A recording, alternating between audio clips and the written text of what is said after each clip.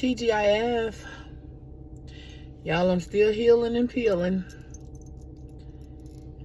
And underneath will be new brows.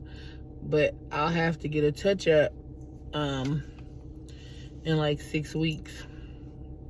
And after that, it'll be yearly. So yeah, it's Friday, guys. I was super emotional last time I came on because, of course, it was the Bibb County situation. Actually, the lawyer's office called and left me a message. I need to call back and see what they were calling about. But, y'all, I get on here and I tell my truth. I tell my story. A lot of you guys reach out to me and I respond. I don't, as long as it's respectful, I don't have a problem responding. But it's been an emotional journey, guys. And, some of you all have said some things to me that I won't repeat.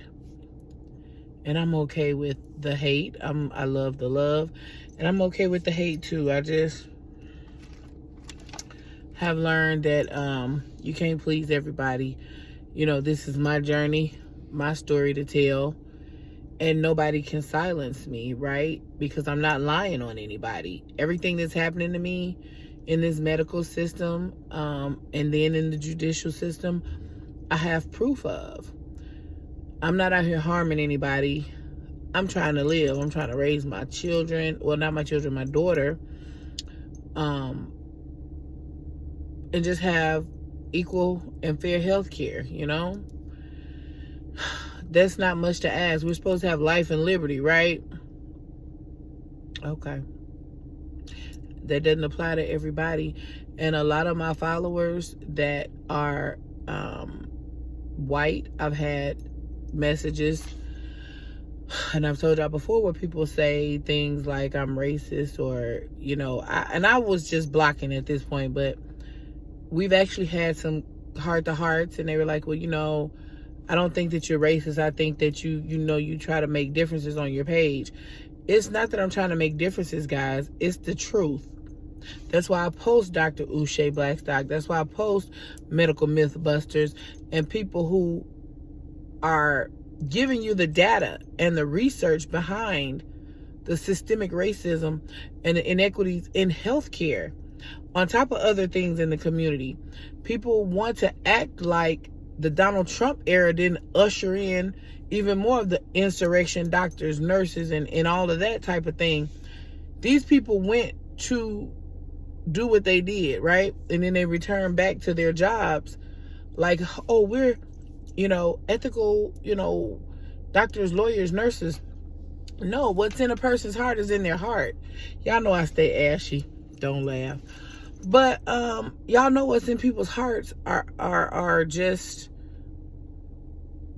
it's what it is. And no matter how we want to think that people take these oaths seriously, there is so much bias within different systems, and that's how we end up being on the short end of the stick, especially when you're a person of color. Y'all, I haven't had food today and I can't get it together, but do things happen to white people, Asian people? Yes.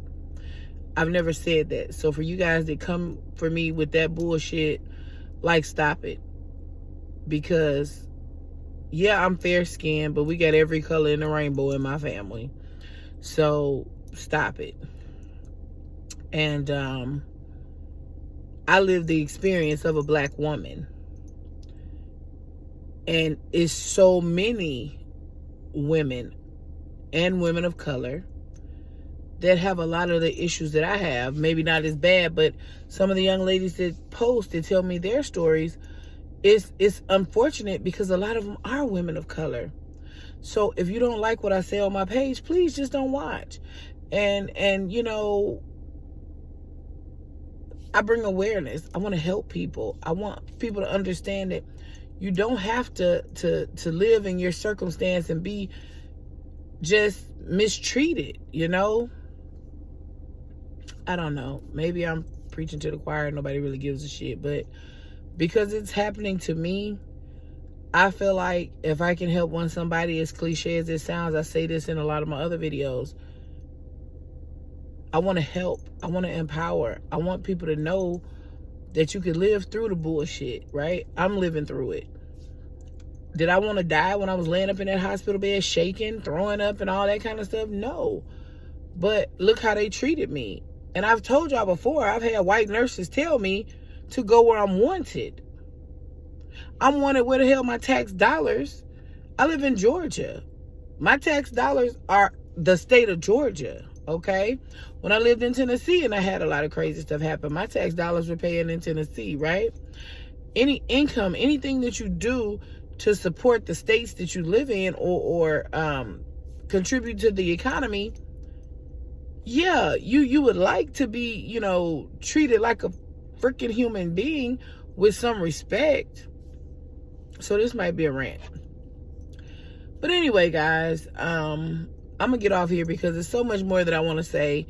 And everybody is fake offended instead of just saying, hey, we see all of the different things that are happening, especially to our brothers and sisters of color. But of course, nobody says that until shit happens to them. And then they say, oh, well, now that we're affected, we can see how people of color feel. So again, this is not to offend anybody. It's not to make anybody feel like I'm saying that your granddaddy owned slaves or your grandmama owned slaves. I'm not saying any of that. What I'm saying is we know the past when we know the present. We know what the fuck is happening in the world.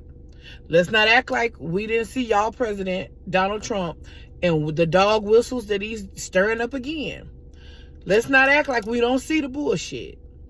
But for those that want to have the blinders on, cool. But we can't afford to. People of color, we can't afford to. We really have to take care of one another and just be cognizant of what's going on around us and in our communities and in local government and as well as beyond, because things start local, right, at the local level. And I've just learned that Georgia is just not a very good place to live for me. So, you know, for whoever else, do you, but it's just not been a great place for me. And I've met other folks with similar stories to mine, just not as to the depths of what I've been through here. But anyway, y'all, it's Friday. I'm hungry. I'll be back. Bye.